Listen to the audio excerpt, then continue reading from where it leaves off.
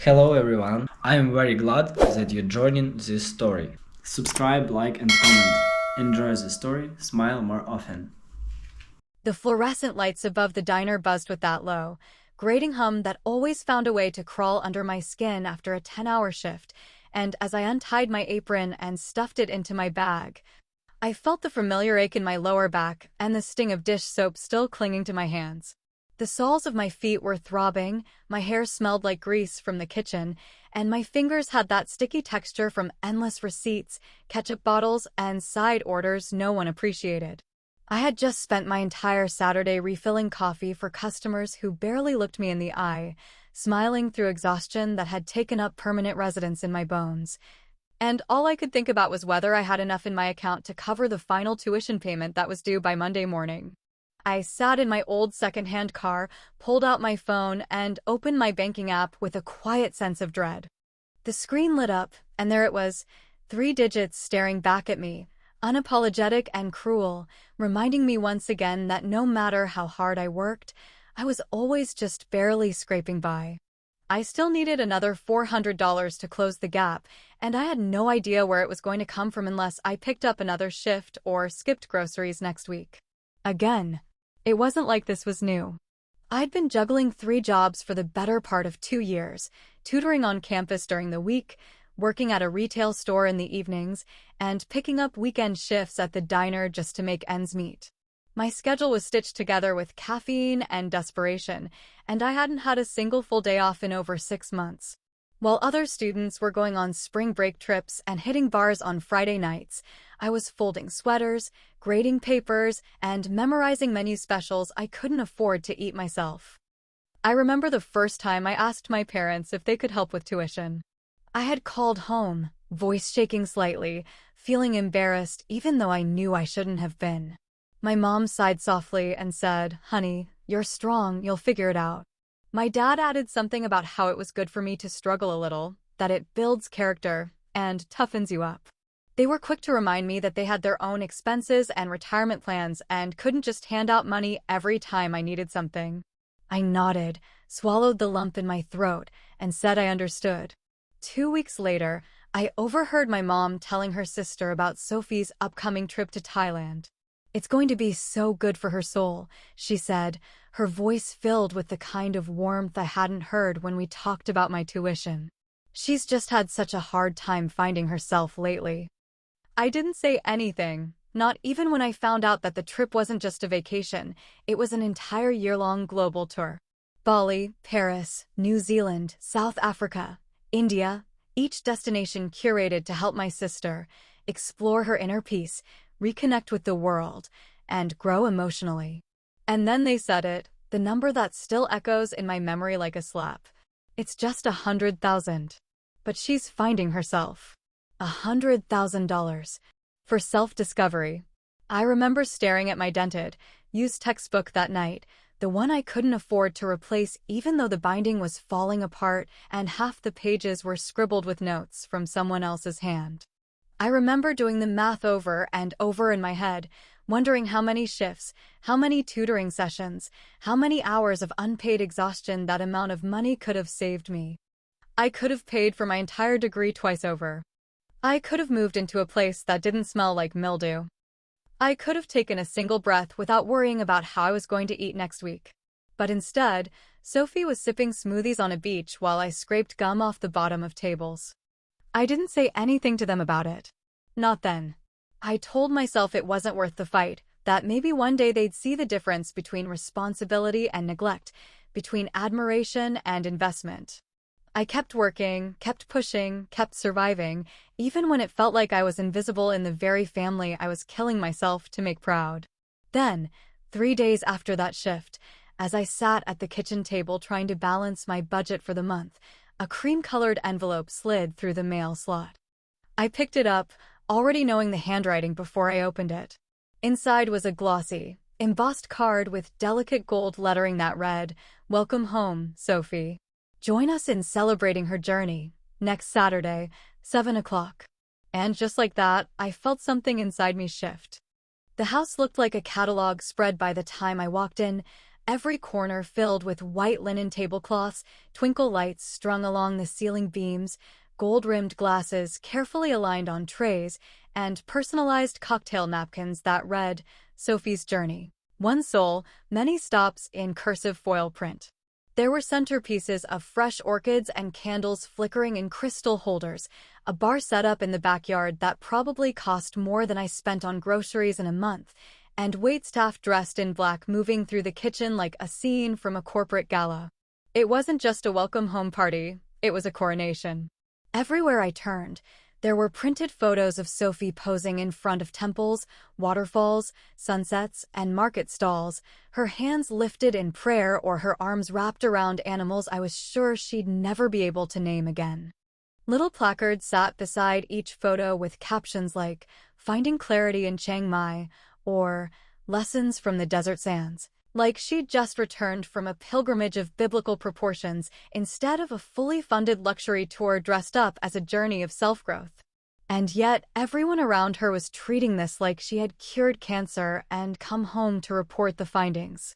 I watched from the edge of the room, half smiling when guests waved, nodding politely when someone passed me a drink I didn't ask for, and trying not to laugh out loud when I overheard someone say, "It's just amazing what she's been through." Amazing what she's been through. As if sipping cocktails on a beach and journaling in cafes had somehow transformed her into a sage, instead of someone who spent a year collecting passport stamps and Instagram followers. And through it all, no one, not a single person, asked how I'd been.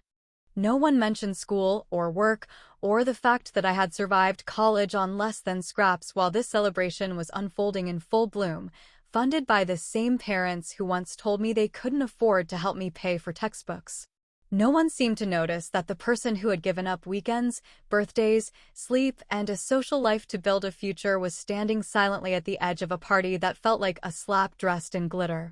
Have you ever sat at a party, pretending to smile while the very people who ignored your pain throw a celebration for someone who never had to fight for anything?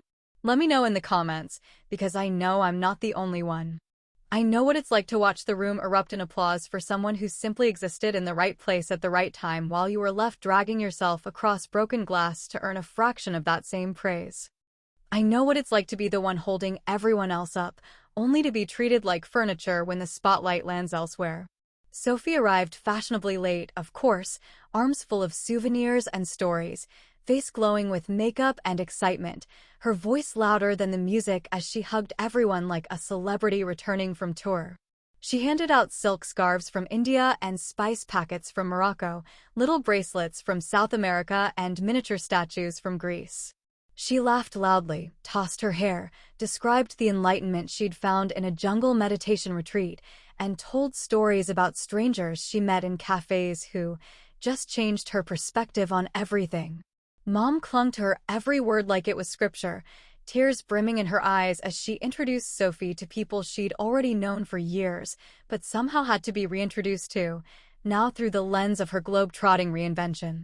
Dad was beaming, nodding proudly, repeating, "She's really grown," like he hadn't been the one wiring thousands of dollars for spa packages and guided tours. It was surreal watching them all treat this whole thing like it was sacred, like a woman who found herself on vacation was somehow more admirable than a woman who found herself through pain, work, and grit. I stayed quiet, as I always had, but this time I was watching everything closely, every interaction, every empty compliment, every exaggerated anecdote dressed in enlightenment. I wasn't bitter. Not yet. I was simply gathering information, absorbing the performance, waiting for the moment that always comes when people start getting too comfortable in their delusions. Then, while Sophie was in the middle of sharing a story about a shaman in Peru who helped her cleanse her energy, I slipped upstairs to grab a sweater I'd left in the hallway closet. As I passed the guest room, I noticed her laptop open on the bed, the screen glowing softly with a half-finished email draft. It wasn't the email that caught my attention, it was the folder labeled Trip Receipts, with a subfolder named Reimbursements. My hand froze on the doorknob. I stepped inside, glanced at the screen, and saw a list of documents I hadn't expected to see. It was then I realized the celebration wasn't just a slap in the face, it was hiding something beneath the confetti. And suddenly, I wasn't just watching anymore.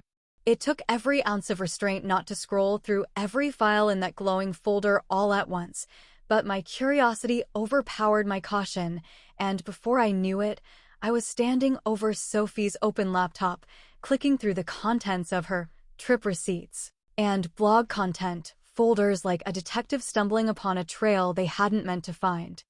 The documents were meticulously labeled, each one neatly sorted by country, month, and category. There were PDFs from luxury spas in Santorini, bills from five-star resorts in Cape Town, invoices from high-end yoga retreats in Bali.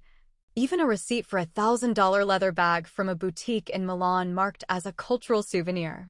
And there, nestled between overpriced dinners and wellness retreats, were emails with subject lines like reimbursement request and updated budget from mom.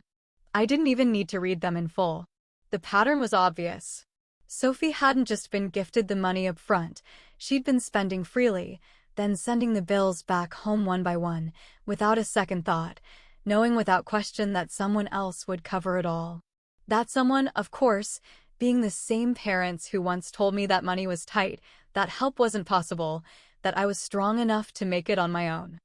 The same people who saw no problem letting one daughter carry the weight of survival while the other floated freely on a golden cushion of privilege and praise. The rage didn't come in a fiery rush. It came in waves, slow, deep, bone-heavy. I stood there staring at those numbers, those absurd, indulgent numbers, and all I could hear was the echo of my own voice from 2 years ago, quietly asking for help paying for a second-hand laptop when mine had finally given out mid-semester. My mom had sighed, said something about the holidays being expensive that year, and changed the subject. No reimbursement followed. No, we've got you, sweetheart. Just silence. The images on Sophie's laptop were just as empty as the receipts, perfectly posed photos of her sitting cross-legged on a mountaintop, staring out over oceans, smiling at sunset, captioned with hollow phrases like, "Sometimes you have to lose yourself to find yourself, and growth is uncomfortable, but necessary." It was all curated, filtered, arranged to look like transformation, but underneath it all was nothing but privilege dressed up as wisdom. And somehow everyone had bought it. As I walked back downstairs, my chest tight and my steps slower, memories started piling in with every breath, flashes of moments I had buried deep just to get through college without shattering. Nights I sat in the campus library until 2 in the morning, eating dollar store trail mix and rereading textbook chapters one couldn't afford to own. Mornings I opened my bank account to find less than $50, knowing I still had rent to cover and shifts to pick up. Birthdays spent alone in my apartment because my parents forgot to call until the next day. Promises to celebrate later that never materialized. Meanwhile, Sophie got surprise parties, framed photo collages, and custom cakes just for getting a new passport stamp. I remembered the exact moment my professor pulled me aside to tell me I was eligible to graduate early with honors. I had worked myself to the edge of exhaustion for that recognition, pouring my heart into every paper, every presentation, every late-night research binge that left me running on fumes. I called my parents that night, excited, hoping maybe this time they'd hear something worth celebrating. My dad said, "That's nice," and then asked if I'd remembered to mail the birthday card to Grandma. My mom asked if I was sure I'd still have enough time to find a job if I left school early. That was the end of it. No dinner, no toast, no pride in their voices. And now here I was, sitting in the corner of a room packed full of applause and admiration, watching a slideshow begin on the flat-screen television mounted over the fireplace. Sophie's face filled the screen, laughing with strangers in Peru, dancing in Morocco, standing beneath ancient columns in Greece. The guests oohed and awed at every slide, marveling at how cultured and brave she was for exploring the world on her own. They clinked glasses and exchanged smiles, convinced they were witnessing something profound. But I had seen the other side of that slideshow. I had seen the invoices behind those pictures, the receipts buried beneath those sunsets, the money that funded every so-called moment of growth while my own growth had been paid for in sleepless nights, unpaid shifts, and invisible sacrifice. I looked down at the untouched drink in my hand, then back up at the screen. And I stood up, slowly, deliberately, letting my chair scrape just loud enough across the floor to turn heads before I even opened my mouth. I didn't raise my voice. I didn't need to. All I did was gently clear my throat and let the soft clink of my glass against the edge of the table fill the lull between slides. A few guests turned their heads, smiling expectantly, probably thinking I was about to offer a sweet toast or an emotional tribute to my sister's travels. Sophie looked up from the projector remote with that same airy grin she always wore, the kind that made her seem weightless, untouchable, untouched by the heaviness the rest of us carried. But my smile didn't match hers. Mine was steadier, quieter, sharper around the edges. "Beautiful pictures, Sophie," I said evenly, letting my words hang just long enough to settle before continuing. "Really, they're stunning. Every single one of them looks like it came from a magazine."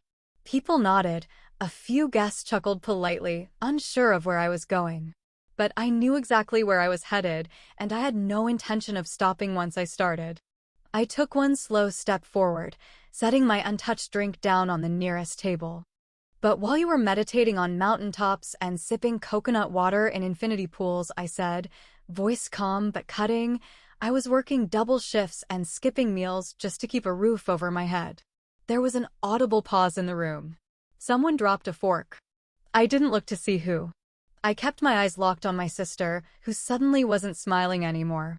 My mother shifted in her seat, mouth already parting in protest, but I held up a hand, just one, like a stop sign. I wasn't finished. Not even close. "I don't want applause," I said, turning slightly to face the crowd now, voice still low but deliberate. "I'm not trying to steal anyone's spotlight. But let's not pretend this is a story about struggle and growth. Let's not pretend this party celebrates a journey that came with sacrifice. Because it didn't." I reached into my bag and pulled out the papers I had printed just hours before, the side-by-side sheets that made my stomach turn when I first saw them laid out in black and white. I held them up, clearly visible now to anyone who cared to look.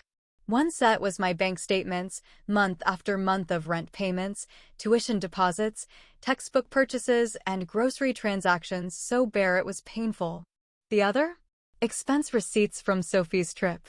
Spa invoices, wine tastings, yoga instructor fees, luxury transportation bookings, private cooking classes, and boutique hotel charges, page after page after page of indulgence dressed as introspection. Everything I've done, every exam I passed, every class I took, every bill I paid, I did it alone, I said, my voice steady but sharp enough to pierce the soft music still playing in the background. I asked for help once, just once, and I was told I was strong enough to handle it on my own. And I believed that. I believed being strong meant you didn't need help. I believed earning your way meant earning their respect. But what I didn't understand until now is that strength doesn't get celebrated here, privilege does. My mom stood up then, face tight with discomfort, trying to diffuse the tension with a placating tone. "Rachel, this isn't the time. This was supposed to be, what? A celebration." I cut in before she could finish, still calm, still not shouting, because I didn't need volume to be heard. "That's exactly what this is. A celebration of everything you gave to one daughter while expecting the other to keep proving she was worth noticing." Dad shifted in his seat, jaw clenched, looking like he wanted to say something but couldn't find the words. Sophie sat frozen, her hands folded tightly in her lap now, eyes darting between me and the screen that still flickered with images of her journey. The guests were suddenly very quiet, forks paused midair, wine glasses forgotten in trembling hands, small murmurs breaking across the room like static. I walked forward again, holding the printouts a little higher. "You didn't help me because I didn't need help," you said. "You didn't celebrate me because I wasn't lost enough to find myself. You didn't throw me a party because there was no photo-worthy story to glamorize. Just work. Just bills. Just grit." I placed the papers gently on the table next to Sophie's laptop and looked around the room, letting every face meet mine, letting every bit of discomfort settle exactly where it belonged. "If self-discovery is worth 100 grand, I said finally, my voice low and even, then why was my hard work worth nothing? There was something almost eerie about the stillness that settled in the room after I finished speaking, like someone had pulled the air out of the space without warning and left everyone frozen in it, holding their breath and not quite sure what to do next. The slideshow behind me was still cycling silently through images of Sophie grinning in front of waterfalls and temples, but the mood had shifted so abruptly it was almost surreal. No one clapped anymore. No one smiled. Conversations had evaporated mid-sentence, and the room now felt colder somehow, like my words had cracked something underneath the surface that couldn't be resealed. I looked around and saw it, people avoiding eye contact, suddenly fascinated by their drinks, stirring half-melted ice with cocktail straws just to give their hands something to do. One couple in the corner exchanged a look, the kind of look you give when you're realizing you've been clapping for the wrong story.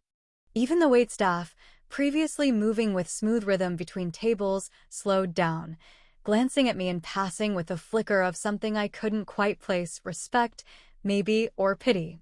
Or a quiet kind of understanding that only people used to being invisible truly recognize in one another. My mom was the first to speak, her voice laced with a nervous kind of urgency that always came out when she felt her version of reality was being threatened. "Rachel, that's not fair," she said, forcing a chuckle that barely made it past her lips. "We helped in other ways. You know that." I turned to her slowly, not out of anger, but out of sheer disbelief that she could stand there, after everything I'd just laid bare, and still tried to rewrite the story to fit the narrative that had always served her best. "Other ways?" I asked calmly. "Like what? Emotional support? Encouragement? A phone call on my birthday that you forgot 3 times in 4 years? Please, do tell me how else I was helped." She looked away then, her smile faltering, eyes scanning the guests like someone hoping for a rescue that wasn't coming. I wasn't cruel about it. I didn't raise my voice, didn't humiliate her with insults. I just told the truth, and it burned hotter than anything I could have screamed. Then Dad chimed in, of course, his voice clipped and defensive, trying to reclaim the authority he so often used to shut down conversations. "You could have asked for more help," he said, like it was that simple, like my struggle had been a silent choice I made out of pride instead of necessity. "I did ask," I said, this time letting the edge show just a little more. "You just didn't like that my request didn't come with a slideshow or a sob story. You wanted a daughter you could rescue, not one who rescued herself." It was then that I heard it, soft, barely above a whisper, but loud enough to cut through the silence. "You're right, Rachel. We saw it." I turned toward the voice and saw my cousin Eli standing near the fireplace, hands in his pockets, face solemn. He wasn't the kind to speak up often, especially not when it came to family drama, but in that moment, he looked at me with a clarity I hadn't seen in anyone else that night. "A lot of us saw it," he added. "We just didn't know if it was our place to say something." I nodded at him, a small gesture of appreciation that didn't need words. And then I turned toward Sophie. She hadn't said a single thing since I stood up. Her expression was unreadable, somewhere between embarrassment and confusion, eyes wide like she was just beginning to understand what all this had really meant. Maybe she hadn't known. Maybe she genuinely believed this trip was about self-growth, not a golden ticket funded by someone else's sacrifice. Or maybe she had known and chose to ignore it because it was easier to call it destiny than admit it was favoritism. Either way, she had nothing to say now. And maybe that silence said more than anything ever could. I placed my empty glass gently on the edge of the table, smoothed the front of my dress, and looked at the room one last time. "Thank you for coming," I said, not sarcastic, not bitter, just done. And with that, I turned and walked out, heels clicking softly against the hardwood floor, back straight, hands steady, breath calm. I didn't slam the door. I didn't look back. That night, as I curled into bed beneath the quiet safety of my own roof, my phone lit up with a message. It was from my mother. It simply read, "We need to talk." I never replied to my mother's message, not because I was angry or trying to punish her, but because for once in my life, I didn't feel the need to explain myself to people who had never really seen me clearly to begin with. I had already said everything I needed to say in that living room, in front of people who had clapped for the glitter while I'd bled in silence. I had poured out the truth not for revenge or sympathy, but because it was finally too heavy to carry alone. And once I put it down, I realized I had no desire to pick it back up again, no need to keep defending my choices or begging for acknowledgement that should have come without a performance. In the days that followed the party, I didn't hear anything else from them. No follow-up call, no apology, no attempt to bridge the gap I had walked away from. And honestly, that silence didn't feel like a punishment, it felt like freedom. For the first time in years, I could breathe without wondering if my lungs were taking up too much space in their story. I poured my energy into finishing my first job in my field, one I had landed a few weeks after graduation, but barely had the emotional capacity to enjoy while still feeling tethered to their expectations. I worked late, not because I had to anymore, but because I wanted to. Because the work felt like mine. Every line I typed, every task I completed, every goal I crushed was untouched by their approval or permission. I wasn't doing it to be seen anymore. I was doing it to be whole. With my first real paycheck, I booked a solo trip. Not to find myself on some mountain peak or sip wine in a curated escape, but just to go somewhere I'd always wanted to see, with no one's permission, no one's funding, and no one's applause. I didn't pack journals for reflection or hashtags for inspiration. I packed walking shoes, a camera, and a heart that finally didn't feel heavy. And somewhere between flights and layovers, between sunsets and quiet hotel rooms with no one but myself to answer to, I opened my laptop and started writing again, not just for me this time, but for others who had carried similar weights, others who had been the ones left out of their own family's highlight reel, others who had worked twice as hard to be half as acknowledged.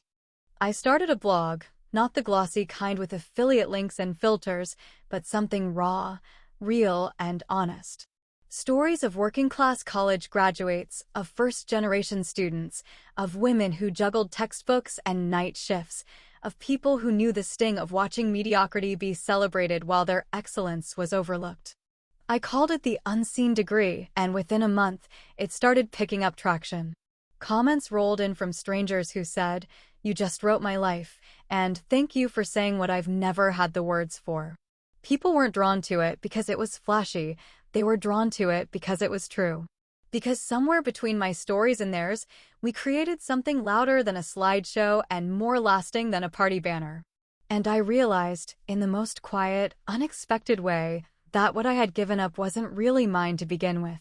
The dinners, the birthdays, the expectations, the praise, they had always been contingent, always conditional. What I had reclaimed, though, was far more permanent. I had reclaimed my time, my energy, my voice, and most importantly, my peace. I didn't need to sit at a table that never saw me as anything more than the help backstage. I didn't need a seat at a celebration that only ever toasted to someone else's performance. I had built my own table now, one where truth sat comfortably, and respect didn't need to be bought with silence. Sometimes, the sharpest revenge isn't exposure, it's finally refusing to sit at a table that always served someone else's celebration. It's letting them talk to an empty chair and wonder why the applause feels thinner now. Tell me, was I cruel for standing up? Or did I finally stop apologizing for not being someone they could decorate?